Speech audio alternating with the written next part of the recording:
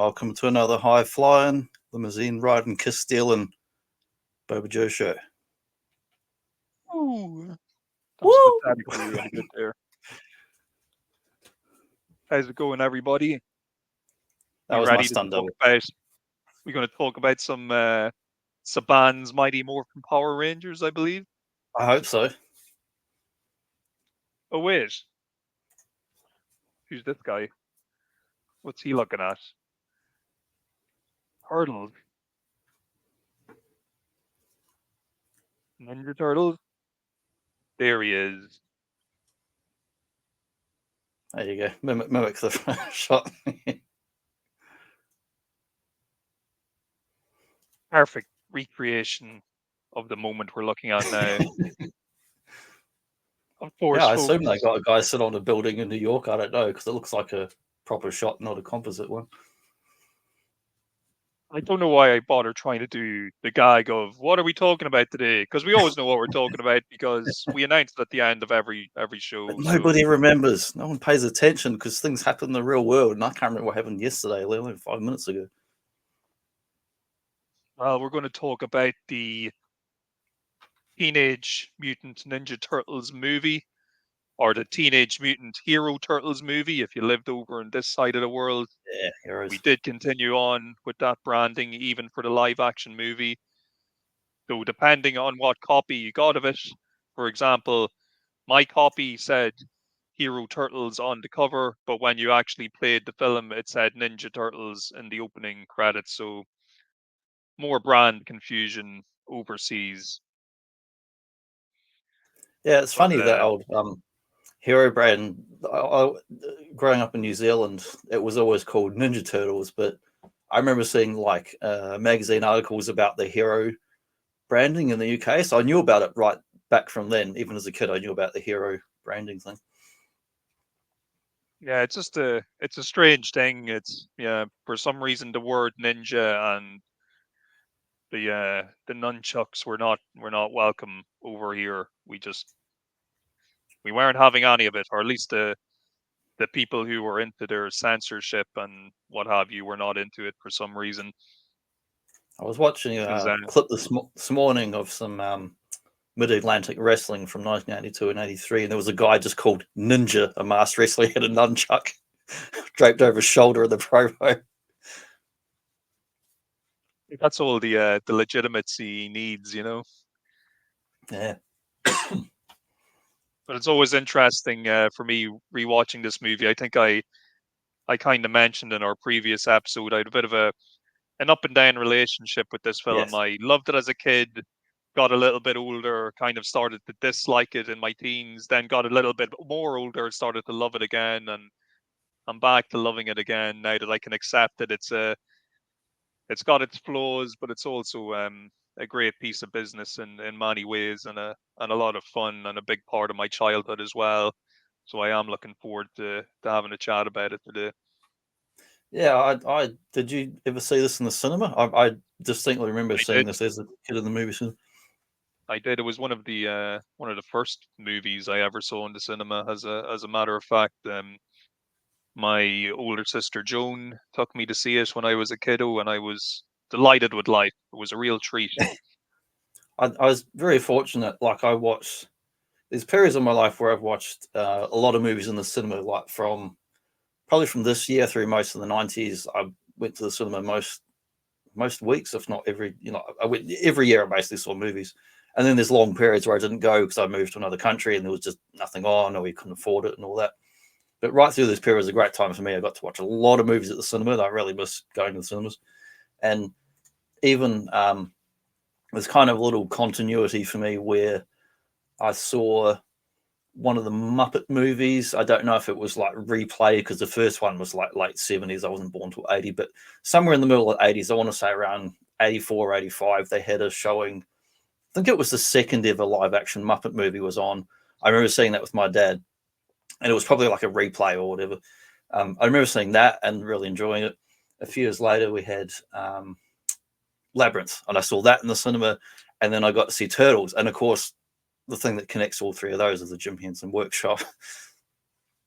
Yeah, that's an awesome trio of movies to get to see it. Yeah, and it was never Cinema. repeat run again. Like, Yeah, Ninja Turtles, 89, Batman are the two earliest ones I always yeah, remember. So I suppose I would have seen and then Batman the year before and then Turtles the year after. yeah, it was a hell of a time in a run, and of course, Simpsons was kicking off in the same year as Batman on TV.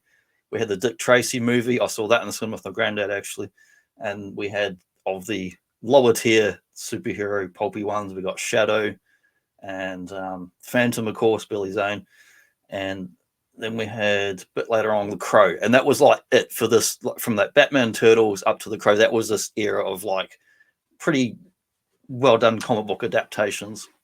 And then we got to like Joel Schumacher's Batman and shit like that.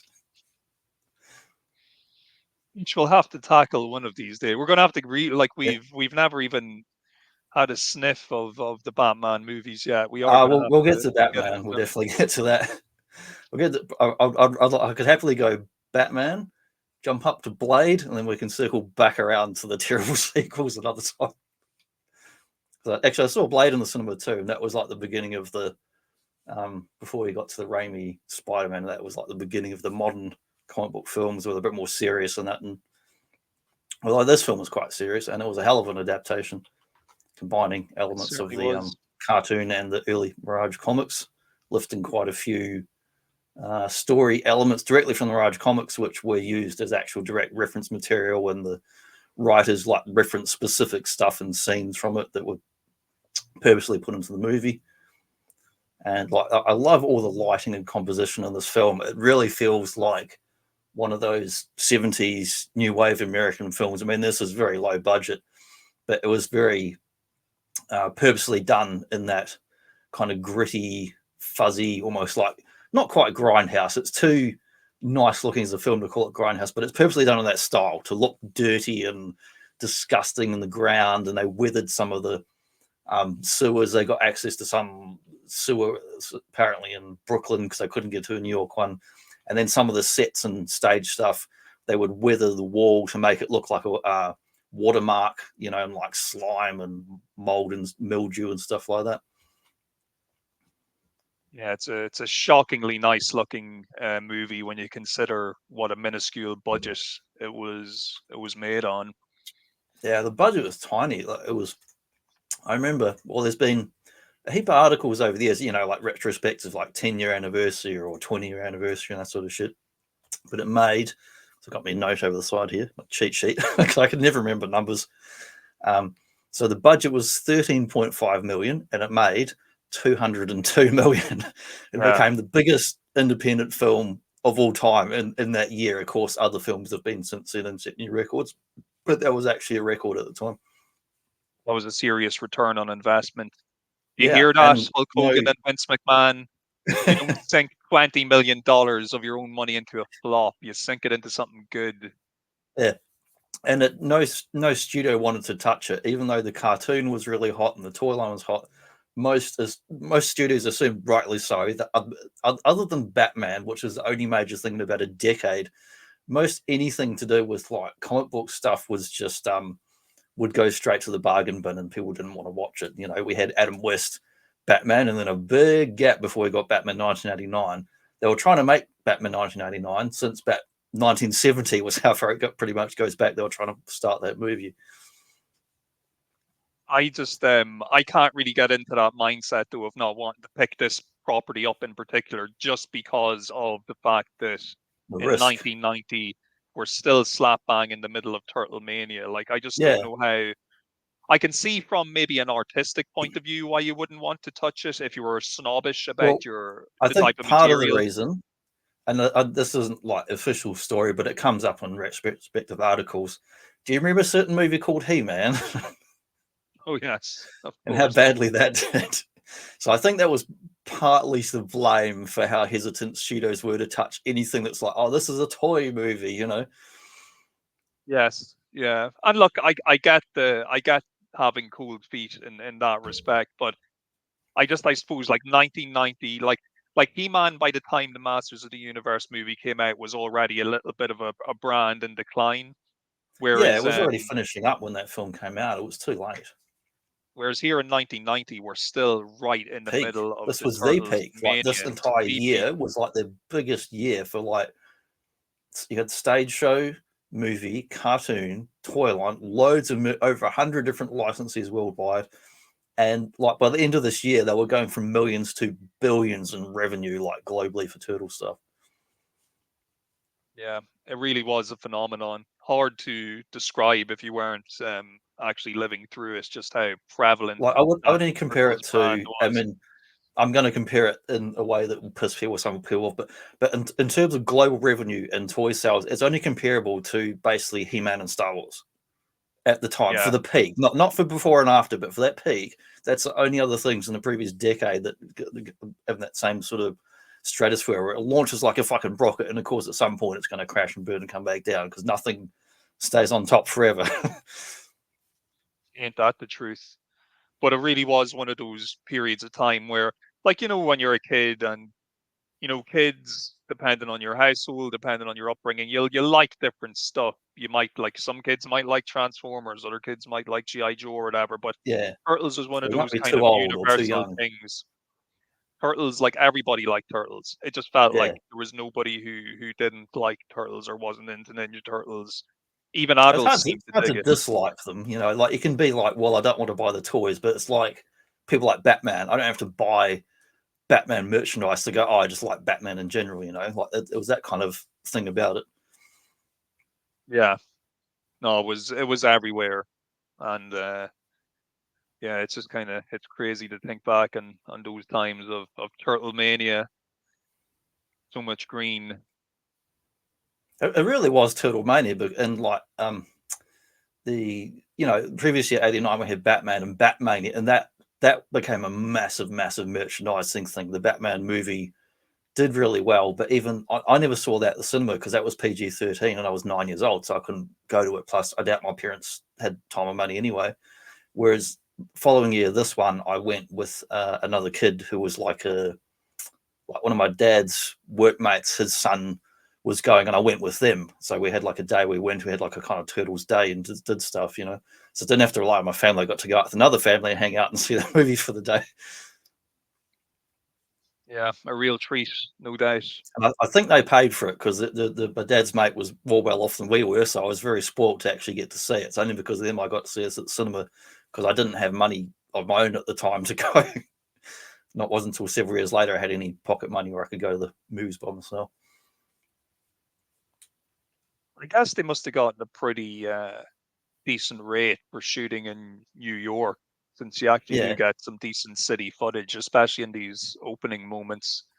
yeah, that was really cool. Like establishing that it's properly New York and that, and the hustle and bustle and all the cool signs and stuff and shops.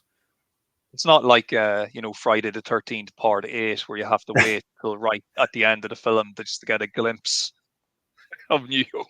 And A Jason's glimpse of melting. Manhattan.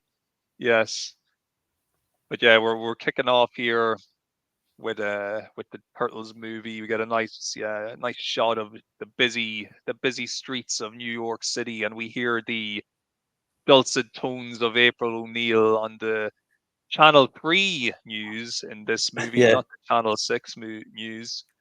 And she's given us a rundown of what's been happening. There's been a crime wave that's been plaguing the city as of late. And we see this nice little kind of opening, almost like a montage of pickpocketing. We got the guy reading the newspaper with the headline "City Crime Escalates," and as he's reading the paper, we see a little hand slip on. Yeah, pinches the wallet right out of his pocket, and then we see this kind of little almost sequence of past the parcel, except it's past the wallet. I All reckon these like that's Oprah in the youngsters are. background. I'm not sure, but I'm just looking. I reckon that's Oprah just for the. I'd say it is Oprah. I actually thought when I was rewatching this week, I thought it was really funny that on the newsstand it's all like pretty much magazines except for that one copy of the newspaper that guy Yeah, buys. It's like, here is the prop. This is what you're zoning in on. Like he walks over to the newsstand, he picks up the only newspaper that's there and buys it. It's like I just thought it was funny. So yeah, like see this wallet being passed along. We also get a look at the kid here. I already forgot his name, which is Danny, terrible. little Danny, that's shit. it. Danny, little shit, little punk. So yeah, the crime wave is crazy here in the city. There's TVs being pinched off of old ladies' balconies, and whole stock being stolen out of the back of trucks. And we got our first look at the foot ninjas in this movie as well, who do look pretty cool, I have to say, in their Yeah, I ninja like the ninjas, context. and we get the movie mostly has a serious tone with a few gags and that, but there is a little visual, uh, comical way in these pickpocket stuff where people turn around and all of a sudden stuff's gone and the truck's empty, and it's slightly comical the way they're shot. But then in the next scene, a lady's getting possibly beaten to death in an alley, and it's very serious Yeah. again. Yeah, so yeah, it appears to be youngsters committing this wave of crimes across the city, and we I think continue it's to the listen Warriors. to April's dialogue on the news, and she finishes up her news report, and she's clocking off for work. Of course, she's wearing her yellow raincoat, which I think had to be a nod to the old Yeah, it was cartoon. deliberate because it's only in the start of the film, and you don't see that coat again. So it was just a fun nod to the cartoon that famously the creators of Turtles don't like. They don't like the cartoon. April, she's taking her keys out. She's about to make her way around to her van, and when she rounds the corner, she sees that there's a group of young punks, robbing her van and taking loads of equipment, and they're about to set upon her when all of a sudden, out of the darkness, a sigh is thrown. It busts the light. Yeah, one of those bad boys. And we hear a struggle. We hear lots of oohs and ahs and grunts and groans and punching sounds. And when all of a sudden the cops show up and we see that the would-be robbers are all tied up while April is just sitting there, kind of I think shock and must have been awe. Batman. Must have been Must have Batman. been Batman. That's his style. And we see that while the crooks are being rounded up, we see Raphael is poking his head out of the sewer and he's watching everything that's going down. And he's also pissed off because he's left one of his sais on the ground and he sees that April has picked it up and taken it with her. So that annoys him. But that's our kind of first little bit of action and introduction. All of this happens really within the first, like, what would you say, 2 to 3 minutes? All of this stuff Yeah, is we're first looking few at on minutes, screen. and I like that we go from the daytime to kind of nighttime shooting, and they do have that stealthy element, which is cool. So we're getting the ninja part before we're knowing who these guys are. Obviously, we know it's the Turtles movie because we bought our bloody tickets, but other than that, it does very much like the old pulp stuff or Batman, where he's just like in the dark and appeared and disappeared. We don't know what's happening. And we start getting our opening titles here. Golden Harvest presents. I can't think of a time where I ever saw Golden Harvest as like a studio on a movie. I only ever know it from this Because movie. they weren't, because of Hong Kong, because they're mostly known for their 70s Hong Kong Bruce Lee and Jackie Chan movies. So this was a very rare or unusual production, and we're having them involved because they were the money people, because no studio wanted to touch this film. It got shopped all around town, and then Golden Harvest became that were involved in other 80s American films, but mostly behind the scenes as money and that sort of thing, or co-production, not usually seeing a big credit like this. Whereas here, they put most of the money into this film, and when they ran out of money, they had to ask for more, and they did get a bit more money so they could finish the bloody film. And it did get distributed by New Line, which was known famously as Friday the 13th was their big franchise back then, but they were also known for doing low budget and art house stuff back then, so they were proper independent distribution sort of thing. So yeah, you had New Line and Golden Harvest working together. Yeah. City crime escalates. Getting a good look here, a proper look at Splinter and the Turtles. I have to say, the voices in this movie are excellent, like the actual voice acting. And Yeah, Or I've seen recorded others. after the fact, of course, because you can't hear shit when you've got a big turtle head on. And I have to say, like Corey Feldman and the guys, they do a good job. Like Yeah, Leo, great job. Donatello, and Michelangelo, they all kind of sound, almost similar to how they would sound in the cartoon. It's Yeah, only really Raphael that sounds very different. He sounds like a proper New York hard man. yeah. But the Almost like rest of them Brooklyn kind kind of of sound, sounding dude. yeah. He just he's a toughie, and as the rest of the, like, Donnie and Mikey and Leo, they're kind of celebrating their victory over the crooks that tried to mug April, whereas Raph, he's pissed off. He's complaining to Splinter that he lost one of his eyes, and Splinter's trying to calm him down while the others are goofing around. But Raph, he decides to take a walk. He's going to take in a movie and go clear his head for a bit. So Yeah, that's where he runs into Casey Jones, and that scene is straight out of the Raphael one shot in the Mirage comics, where he has his first encounter with Casey. we also see just even a moment after he leaves the sewer that Michelangelo and Donatello, they're waiting for the old Domino's pizza to arrive, but he was a couple of minutes late, and wise man say you never pay full price for late pizza, which is excellent And advice. you know the fun trivia about who the pizza man is? No. It's Michelangelo. He's handing the pizza to himself. Very good. It's actually the Very actor. I only found that out this week, even though I've watched this so many. There's lots of little trivia stuff in this, because you had your acting suits where you got an actor in the suit. You had your stunt suits where you don't have the robotics and the heads that the Golden Harvest stuntmen are doing, because that's their other than the money, they supplied the stunt guys, who were some of the guys that worked on genuine kung fu films and that, some real pedigree of good martial arts skills. And then you've got the Jim Henson team, like Jim and son Brian Henson, who built the suits, but operating teams of several people to operate the robotics for the mouth and the eye movements. And then you've got, when we're recording over our footage, the people doing the voiceovers. So there's a lot involved just to get a turtle. And then the fun thing of the little cameos. Apparently, there's cameos from several people in this film that are uncredited. We know Sam Rockwell is probably the most well-known one, but there's also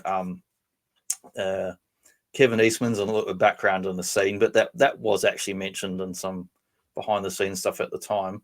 There's also, if I can find me notes here, there's a couple other weird cameos I didn't know, but I think it was Scott Wolford. What's the Party of Five guy? Like that dude is in the background is like one of the various. I think he's one of the foot ninjas or something, but there's a couple other fun little cameos anyway that are uncredited. They're just like kind of they're jobbers basically, in backgrounds.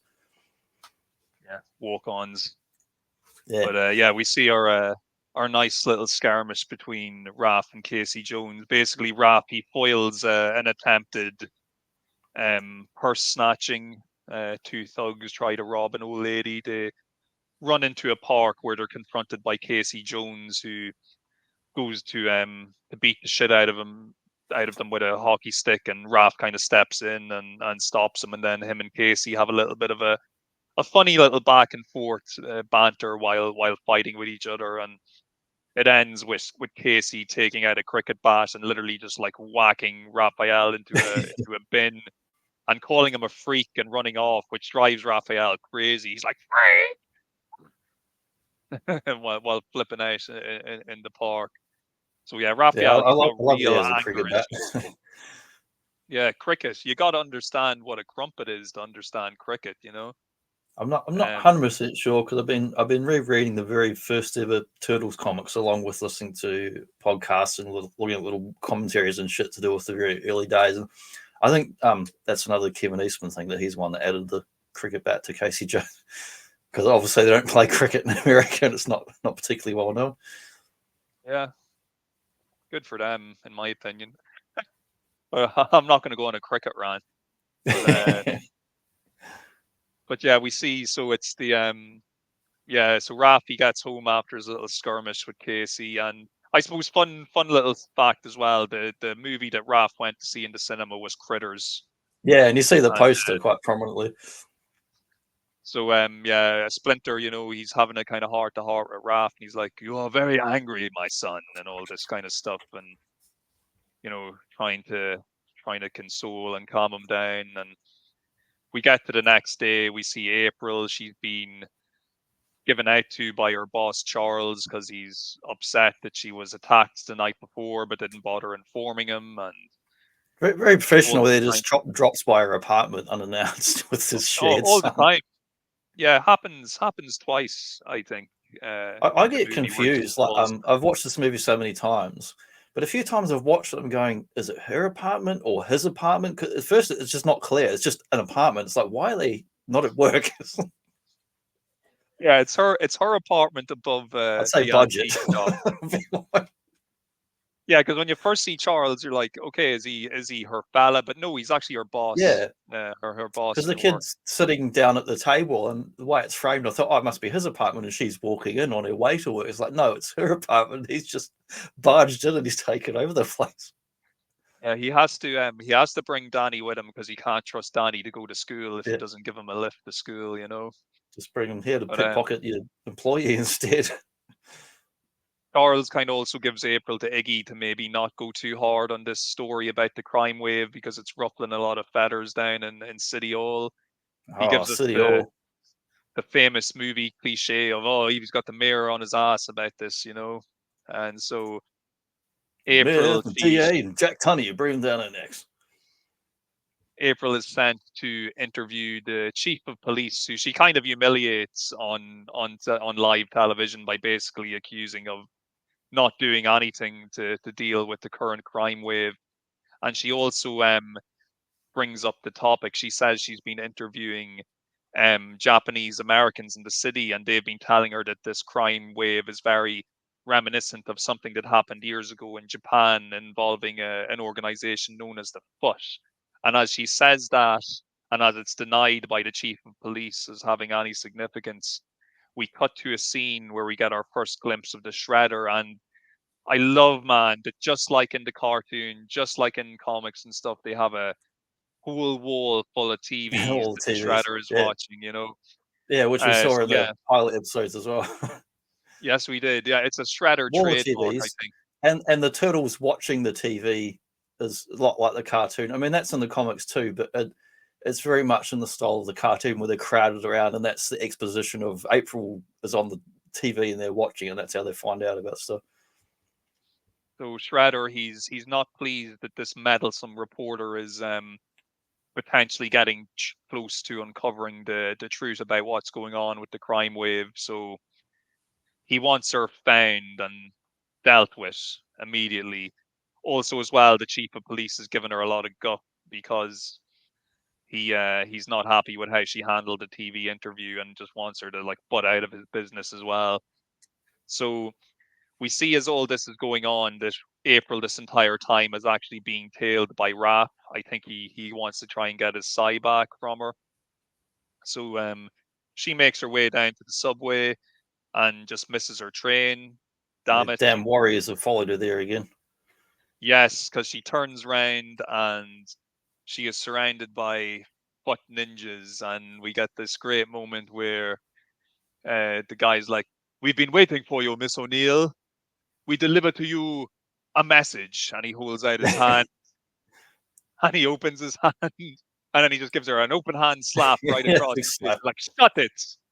I So like yes, seeing that in the train subway area, you got these like white tiles on the pillars, and like I've seen that in so many movies, like bloody Warriors and Midnight Meat Trade, lots of 70s stuff. It's like very New York, and there's always a place totally. you're going to get ambushed or mugged because you got to go upstairs and it's dark and you can't see nothing. Yeah, it's the perfect place for crime and horrific events to take place. It's a great location for those purposes, the subway. But yeah, just as April O'Neil, she tries to defend herself with the Psy. It gets knocked out of her hand. She then starts just violently swinging her handbag at her attackers, and they, of course, overpower her. But then Raphael, who's been tailing her, comes to the rescue, and he beats the piss out of the foot ninjas.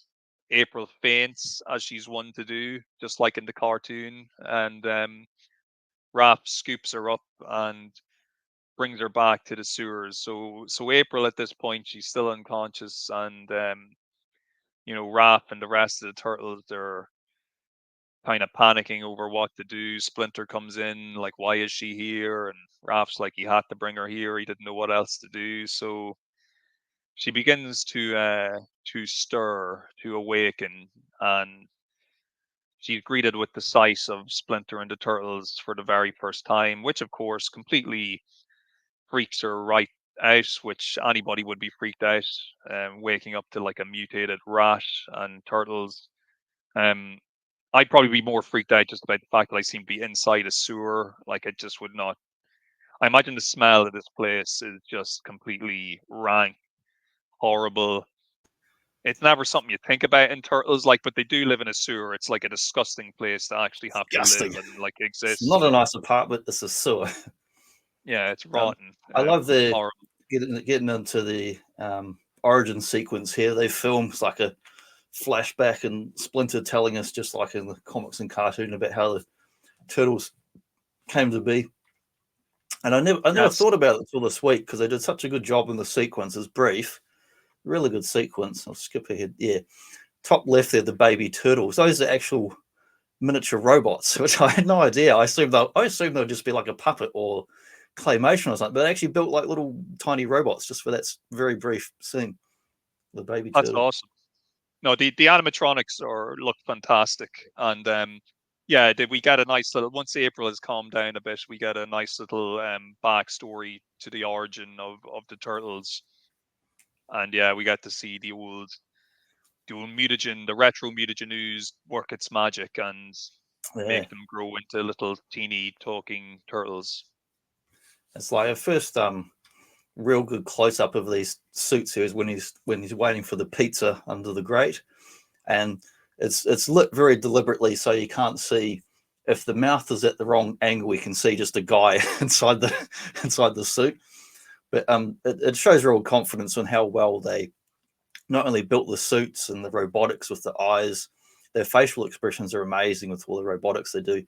But then anyone who knows like model making or painting and that, all the texture and everything on their faces is what really helps bring them to life. And then they've lit it in a very um, dark way, but just enough light so you can actually see and get a good look at these guys, and they just like really pop off the screen, and it's like, holy crap, that's like real. Even when like Kevin Eastman was on the set during filming, and in the, or Peter Laird too, also when the first time they saw a guy in a full-bodied suit, they're like, holy crap, that's like a real real life big full-size turtle that used to be a drawing in a comic. And a cool close-up Casey Jones there, where he's got that classic stylized hockey mask. Which we don't get to see enough of in the movie, would be a Yeah, small complaint of mine. He's pretty much unmasked for the rest of the movie after that first well, he's got to initial have some encounter face. with He's him. got to show it off. He does. So yeah, we got our origin of the turtles, and April, she's all right. The turtles, they bring her back home through the sewers, and she invites them in for some frozen pizza. They have a little bit of a get together, and they get to know you, and Yeah, we I, get I to love see all the some of the. thrown out curbside couches that you can tell they're collected. It works really well. Yeah, oh, totally, totally. So the turtles, they bring April home, but unbeknownst to them, when Raph had actually brought her back to the lair earlier, he had been followed by a foot ninja. So when the turtles get back to the sewer, they see that it's been totally ransacked and Splinter is gone. So this causes a big panic, and they show back up at April's apartment. She agrees to take them in and let them stay.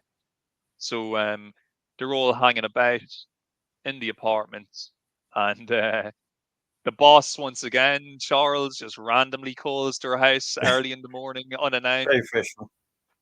and yeah, just barges right in the door, starts giving out to her about work-related stuff and not pursuing the story. And Charles, he's kind of been held over the barrel by the chief of police because Danny now has a bit of a criminal record going on because he was caught stealing.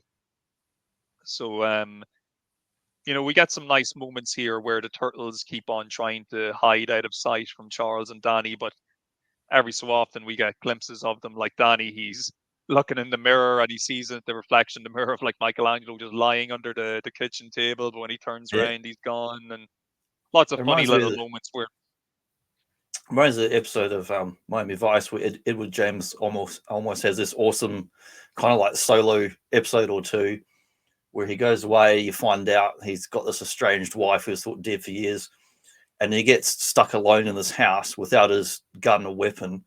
But the house has like a vintage katana sword, and he grabs it off the wall and he climbs onto the ceiling just like 80s ninja movies, and he's up there like holding himself up. When the guy walks in, he drops down and he's like, bang, just like stabs it straight through him and just runs through a whole bunch of guys in this house. And it's like one of the most hardcore episodes you've ever watched of an 80s show in Miami Vice.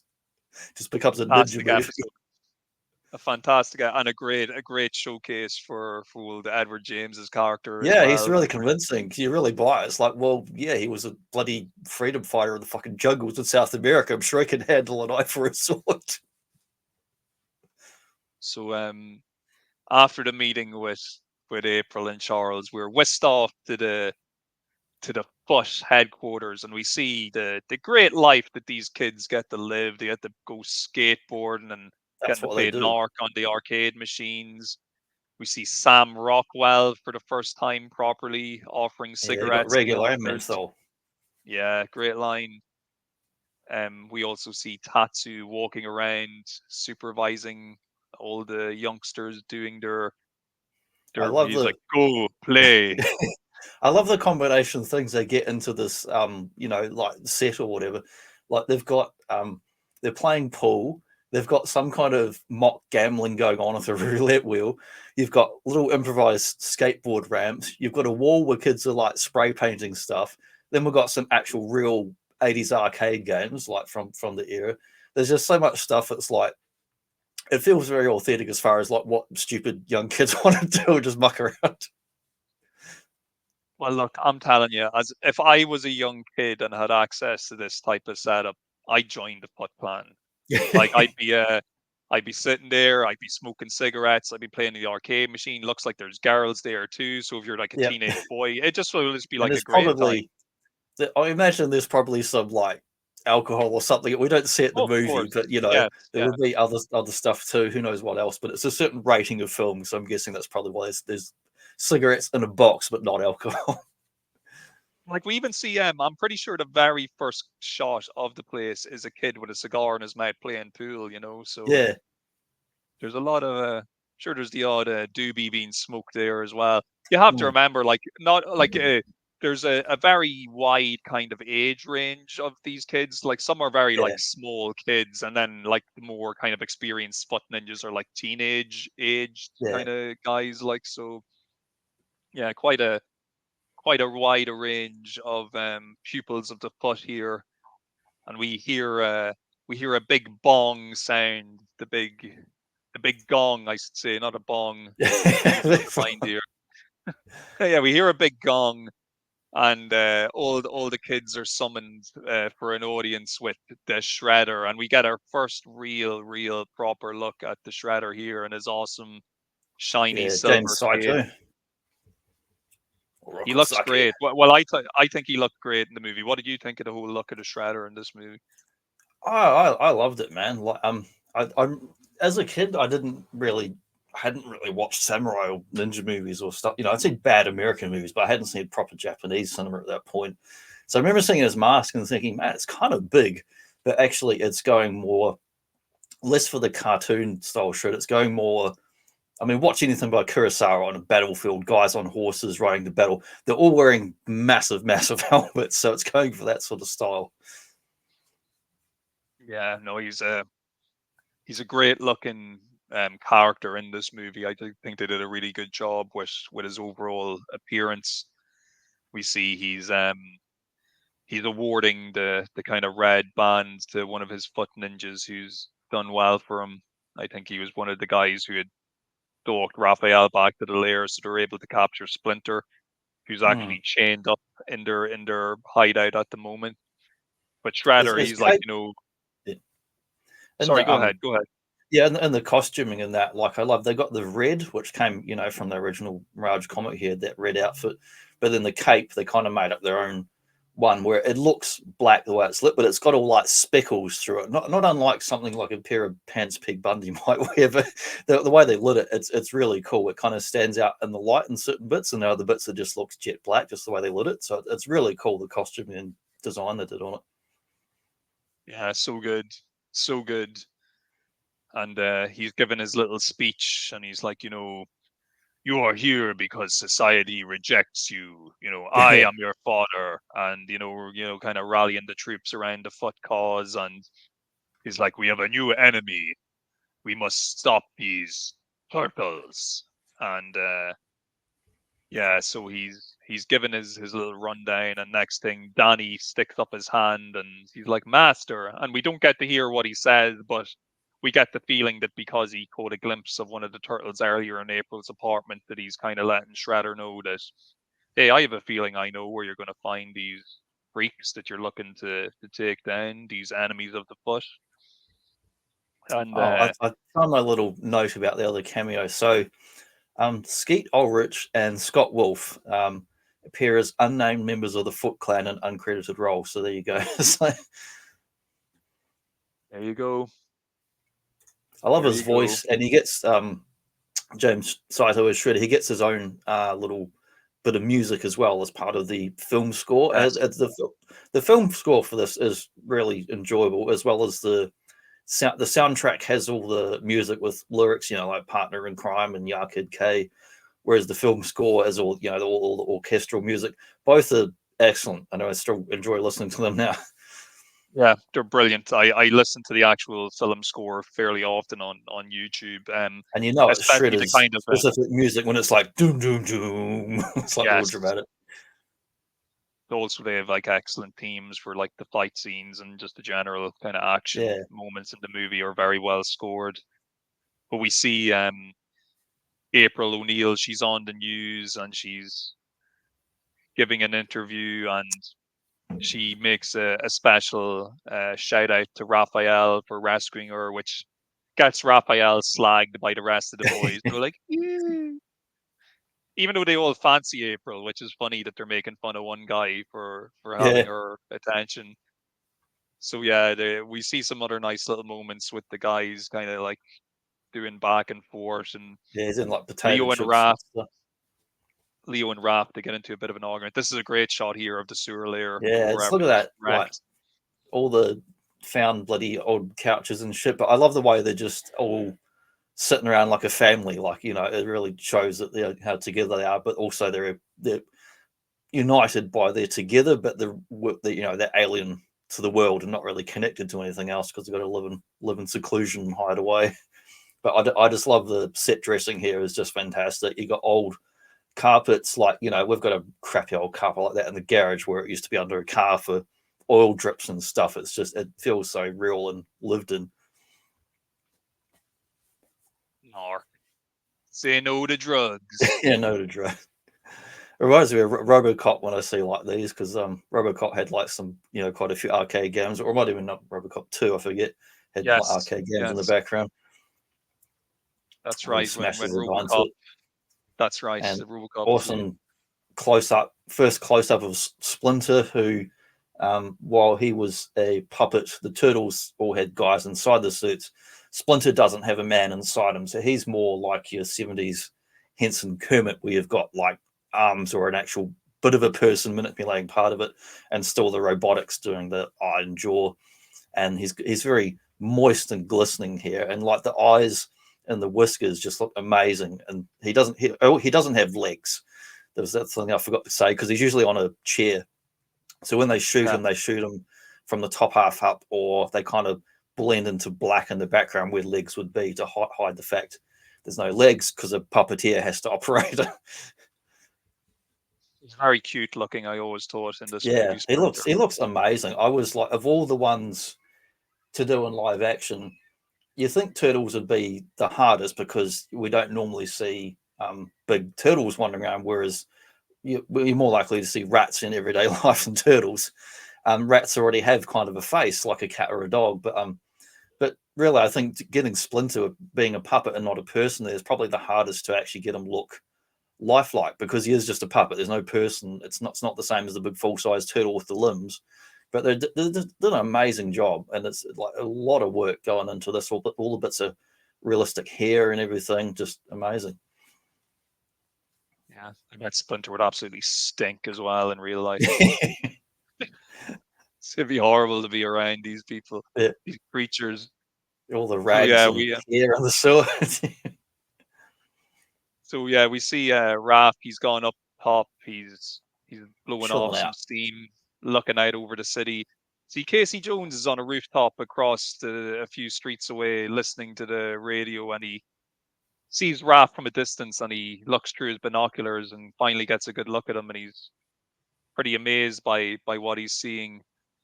Um, and we see April. She's about to bring the lads on a tour of the antique shop, and she's like, "Oh, will we go get Raph?" And they're like, "Oh no, he's okay. He's just blowing off some steam, up on the roof." So they all go downstairs to the antique shop to have a look around. And as this is happening, Raph is set upon by a shitload of foot ninjas. Like they send pretty much older guys to Yeah, go it's a really down on cool them. scene. And this is Yeah, definitely feels like something out of a 70s kung fu movie, where like the way it's shot and all the guys will just appear out of nowhere. I love it. And it was really intense moment at the time for me watching him get the crap beat out of him. Well, you think he's going to Um, die because they're really like yeah, beating the shit out of him. yeah, they beat the shit out of him and they threw him through the roof, And essentially they're through the not window. they're not robots. They're real people, so it's definitely more violent than the old cartoon ones we used to.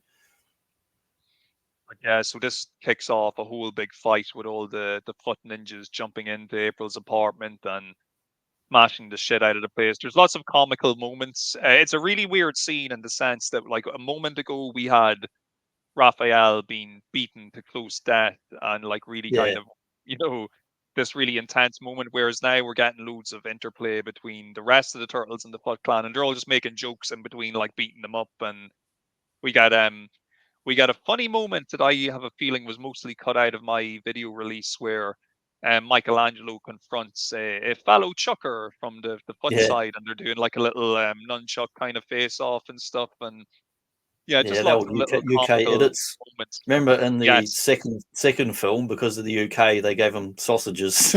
But it was yes, funny. that's But right. that's because of that UK heritage. That's why he's got sausages in number two in that scene.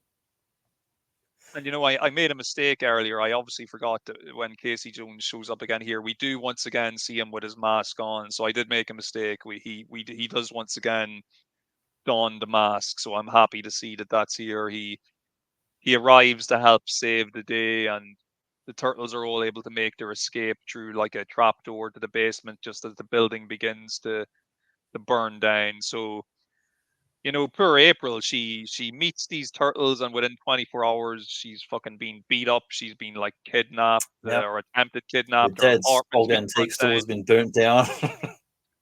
Yeah, she's having a really shitty time of it. And we see back in the Foot headquarters, Shredder, he's trying to interrogate Splinter, and Danny's been kind of watching from the background, and he has a little bit of a heart to heart with Splinter, where Splinter's like, where are your parents, Danny? And Danny's like, I have a dad, but he couldn't care less about me. And Splinter's like, all fathers care for their sons. And, just giving him some old wise man advice, Yeah, basically. So, because he's Splinter's meant to be like a badass ninja, but he's also got compassion. He can see that the foot's a bunch of assholes stealing stuff, but he yeah, can see that a lot of them are kids and it's like a cult. They're like being inducted into a cult.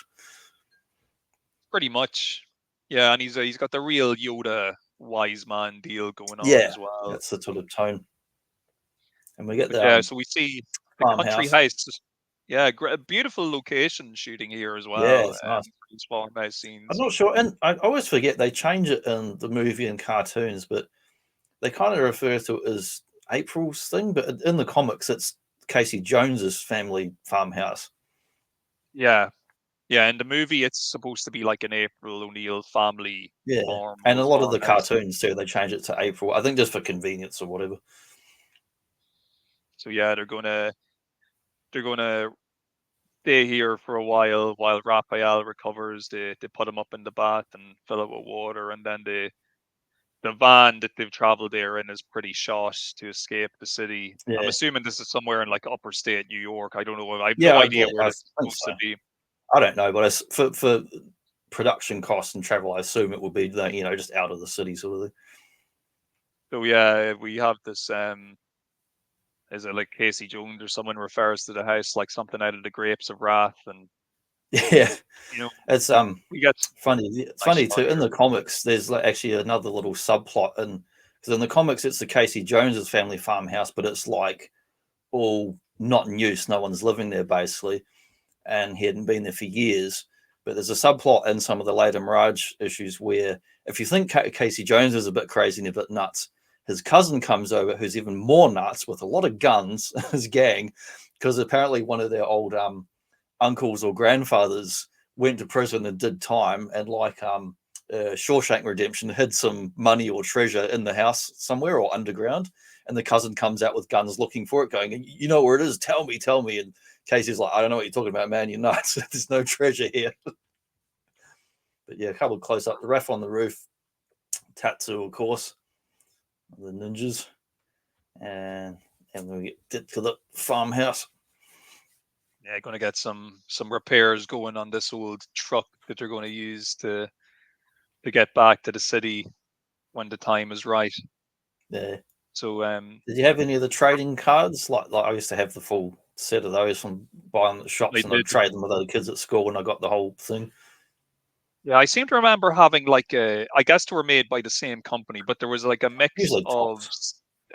stills from the movie and also cartoon cards. I think I just had loads of Yeah, the them. cartoon ones were first. They had like the green border with the kind of shell. The number would be like a shell, and then they had the movie ones had like a white border. I mean, here some of the countries changed the borders, and then they a lot of the tops would do Series 2 Turtles or Series 2 Jurassic Park or Batman '89, and you didn't always see the Series 2 as much because it was just like more of the same stuff rehashed.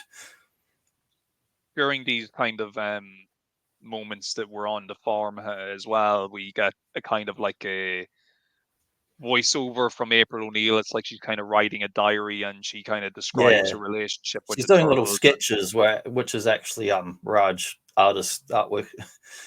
Yeah, because they look really nice. I have to say Yeah, the artwork that's it's produced, cool they and put that in. we also see some sexual tension between Casey and April. Of course, Casey there preparing food using Leo's samurai sword to chop carrots, and he's giving Yeah, giving love that. April a back massage. I can't And it remember the doesn't feel actress' forced name. though. I feel like like they feel like that there is an attraction in the original comics. Eventually they actually stay together long term and have a daughter together. Well, look, in this movie, I'd be attracted to April O'Neil. She is a fox. She is yummy. But Sure. so the good news is that Raphael, he eventually wakes up, he recovers.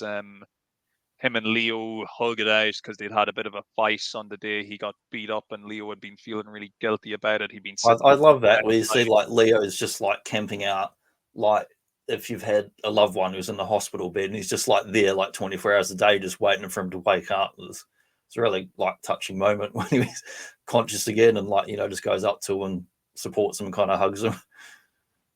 We got a nice moment as well where the four turtles come together as well to kind of do this almost ninjutsu style force link with Splinter, where he appears before them in the fire and tells them not to worry and that he'd always be with them. And it's a very emotional moment where all Yeah, the turtles are like crying, and but it's the motivation to get them to decide that they're going to return to the city and they're going to take on the foot and they're going to rescue Splinter. So yeah. yeah, That's this something that shit's all about to go Splinter down. does in later comics too, is he develops his like I don't know psychic power or whatever. But like Doctor Strange, he does like astral projection in some of the later series comics and stuff. So we see the gang, they all make it back to the city, and they're tired from traveling. So look, we're going to we're going to sleep in the turtle sewer lair for tonight. Now, a couple of things here. First of all, they discover that Danny has been hiding down in the sewer lair. They find him I hiding in a bet Danny woman's. stinks now. Oh, I bet Danny stinks as he smells like a wet dog. And then we also get this great moment where Casey Jones is like, "Well, I'm not spending the night down here."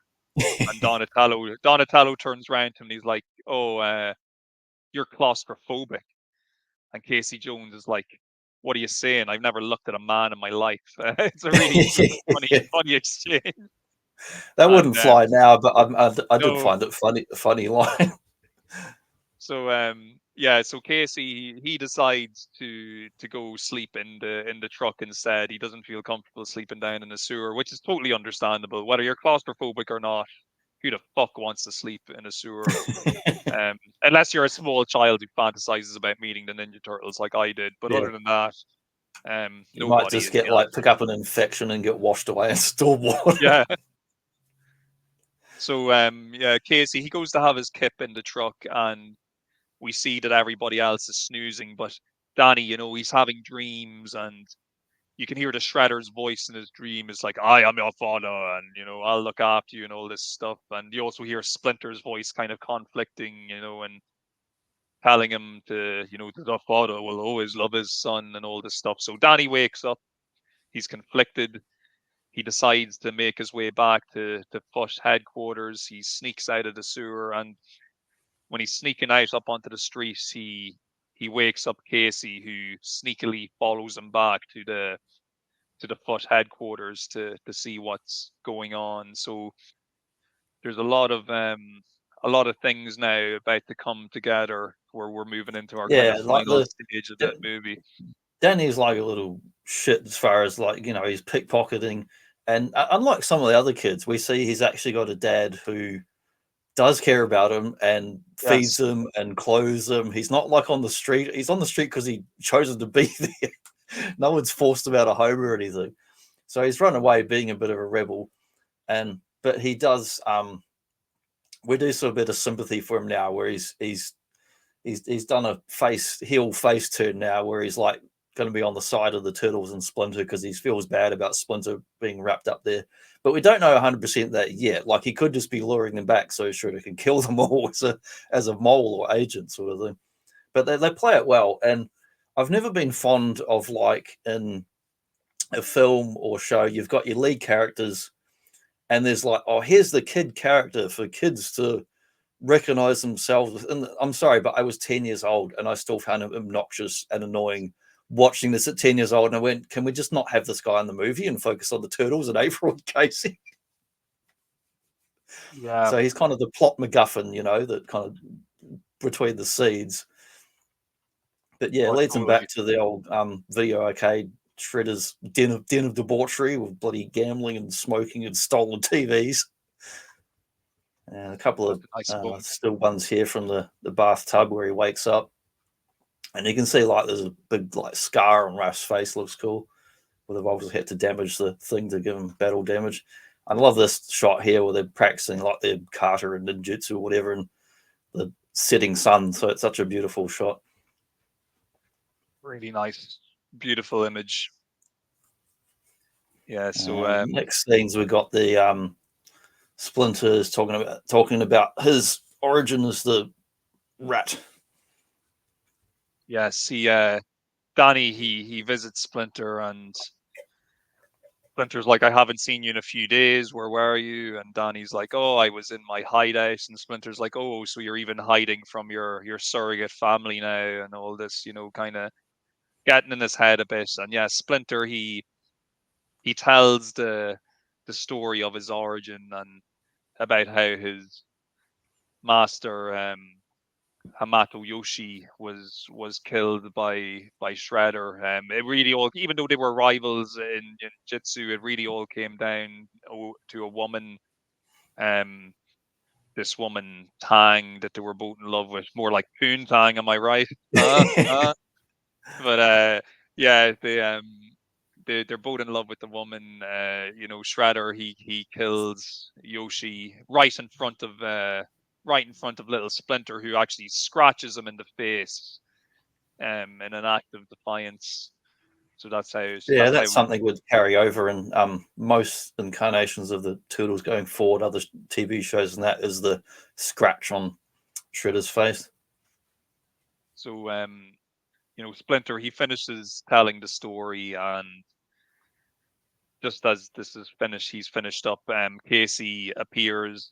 He's followed Danny. He tries to convince Danny to leave, but Danny's like, "No, Splinter's here. We have to rescue him." So Casey and Danny they cut Splinter down, and they're beginning to take him out of the HQ when all of a sudden Tatsu appears with a bunch of foot ninjas. And Casey, he goes and tells Danny to get Splinter out of here while he stays behind to deal with Tatsu. And Tatsu basically knocks the absolute shit out of Casey. He really beats him round the place with like his kung fu kicks and the like. But Yeah, Casey, it's a valuable life lesson the here, I golf think, what club. happens to Casey. Because yeah, he finds a golf club and he's basically able to use the golf club to even the odds and A call back to go that back to Tatsu. scene with Raph in the park where he smashes him across the room. Of course, he remarks that he'll never call golf a dull game again. We Yeah, get I some love extra. also just to touch on the actors, like I'll probably mangle his name, but it's Toshishiro Obata is Master Tatsu, and um, he's him along with James Saito as Shredder. They're probably the most vintage seasoned actors in this movie who have been in a lot of films and TV through the previous decades. And whereas most of the other cast are like fairly new and young people who are kind of like, starting off as far as being like lead roles in films and it. But they both do an awesome job. Oh, big time, big time. He's a great presence on screen, and look, he'll make it back for the sequel as well, which The I'm only sure we'll only we'll other deal with media I've someday. seen him in for like official turtle stuff. I mean, he's in the second movie, but then after that, we just don't really see that character again. But they did do an official movie adaptation comic, and he's in that. And then he appears in the Konami version of the Turtles arcade game as a boss battle, and it's like an Yes. exclusive boss battle. He's in that game and not the other versions that added him in. So it was cool to see him there because it's a character I'd like to see come back in Turtles media, but they don't. He just kind of disappeared. We don't see him again. And of course, in the aftermath of Casey dealing with him, Casey is surrounded by the other wayward teens, and Sam Rockwell, he's front and center, and he's like, "Come on, we can get him!" And we got a loyalty to the Shredder, a loyalty to the Shredder.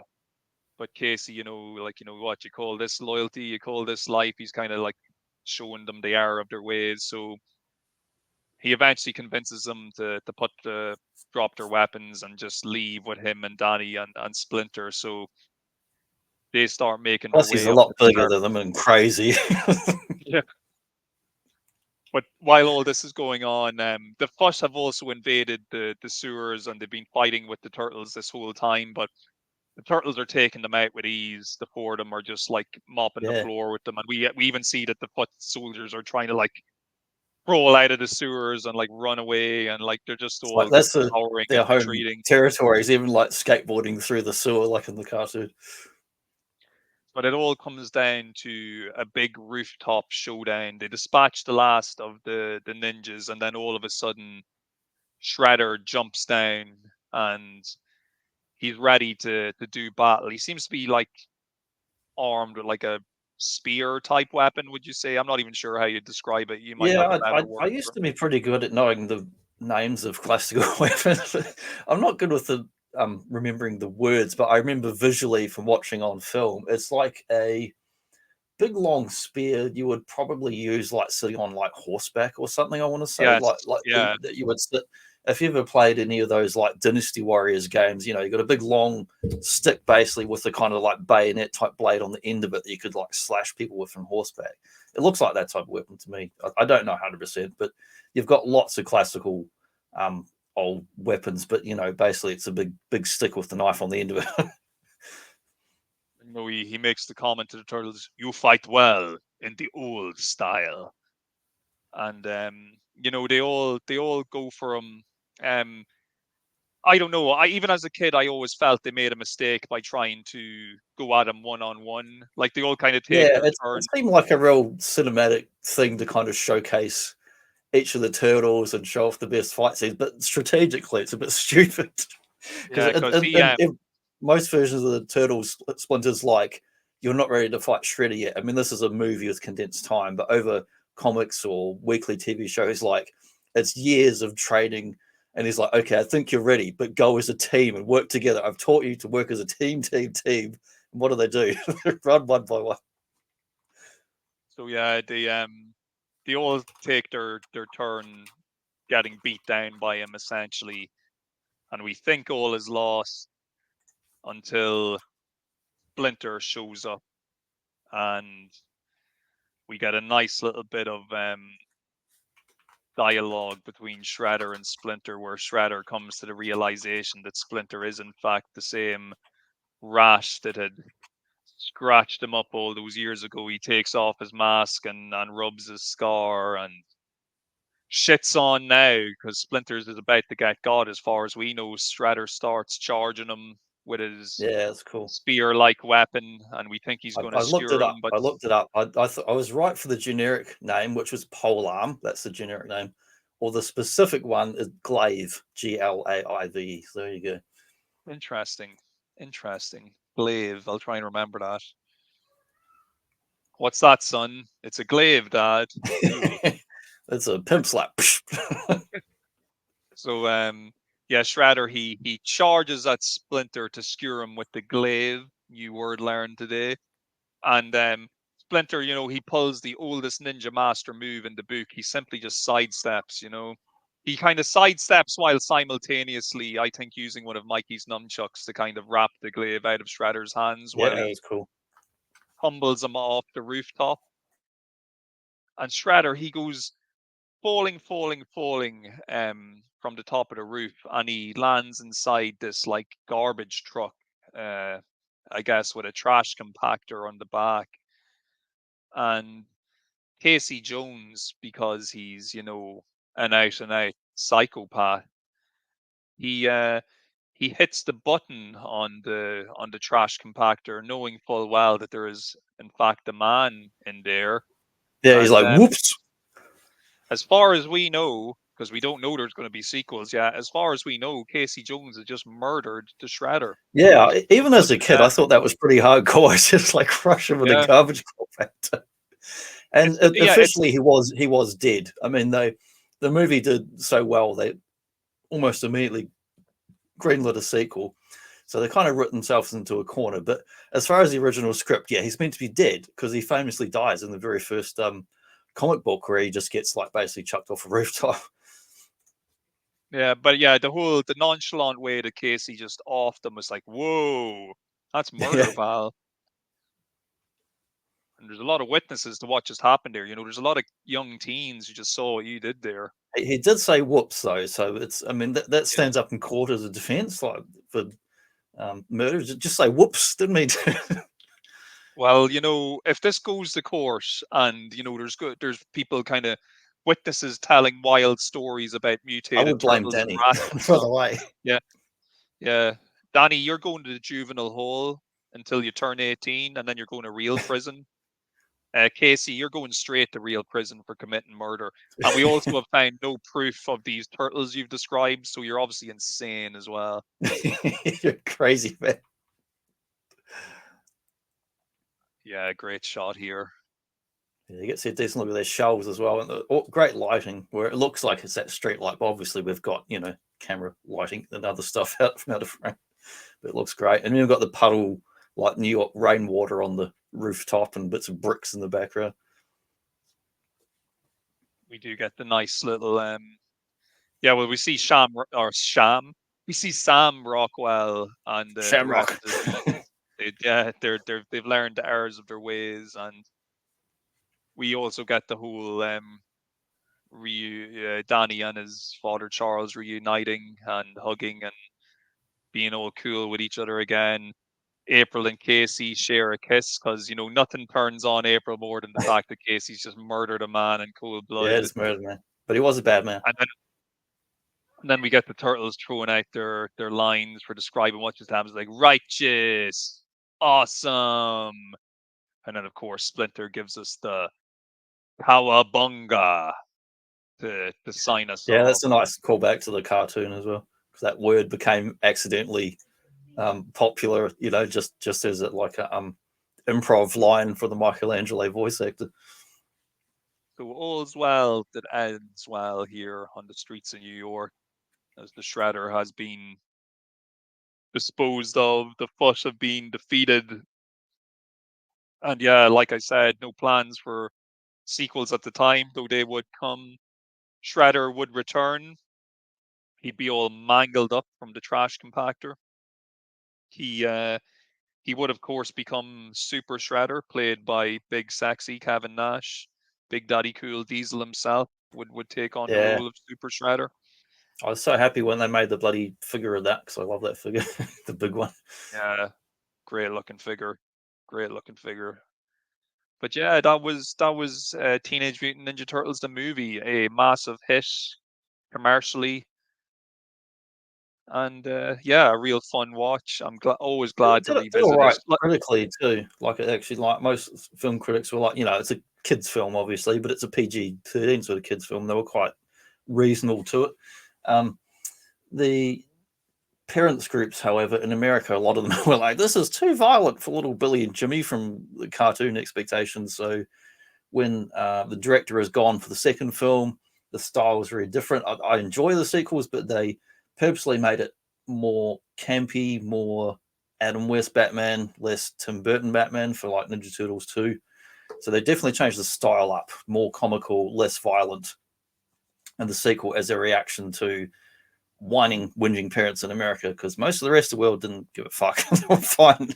Nobody in New Zealand was complaining about it. We're like, yeah, this is awesome. I don't remember a single parent going, "This is too violent for little Johnny and Mark." Like, no, didn't happen.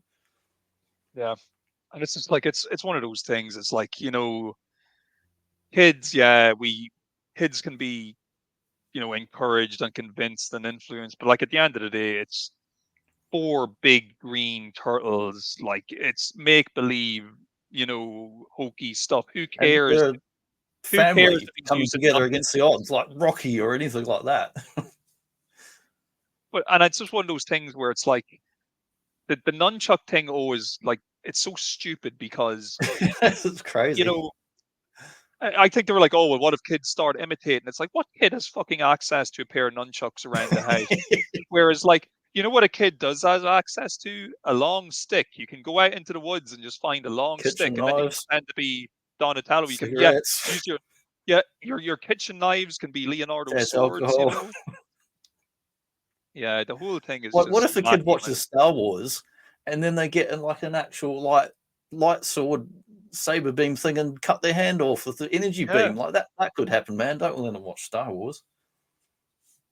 gonna have to have a disclaimer. Do not ignite a lightsaber too close to your fingers. I think Star Wars is probably overall more violent than Ninja Turtles, really. I mean, it's kind of bits Oh here yeah, and there, but some of the 100%. bits are quite Yeah, gruesome.